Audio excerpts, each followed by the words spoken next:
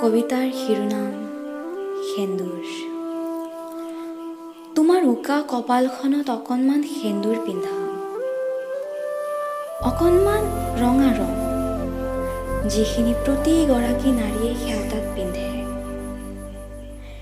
এই সেন্দুৰ কি বস্তু হয়তো তুমি উপলব্ধি কৰিব পৰা নাই। তুমি হয়তো ভাবিব পাৰা অকণমান ৰঙা ৰং বা ফাকুৱা, কিন্তু মোৰ কাৰণে সেন্দুৰ এটা জীৱন, য'ত সোমাই আছে এটা নতুন ঠিকনা, এটা জীৱনৰ। তোমাক ভাল পালোঁ বুলি যে সেন্দুৰ পিন্ধাব লাগে, ক'ৰবাত লিখা আছে নেকি? ক'ত লিখা আছে? গীতাত নে বাইবেলত? হয়, তুমি ঠিকেই ভাবিছা। মই তোমাক সেন্দুৰ পিন্ধাম, তোমাক। তুমি বুলি কওঁতে ভাবিছা চাগে তুমিয়েই সেইজনী, কিন্তু তুমি বুলি ক'বলৈ তুমিয়েইতো নাই। সেই তুমিজনী মই বিচাৰি ফুৰিছোঁ, যাৰ কপালত অকণমান সেন্দুৰ পিন্ধাম।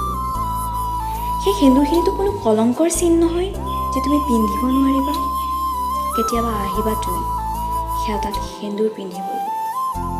বহু হেঁপাহেৰে বাট চাই ৰৈ আছোঁ তোমালৈ।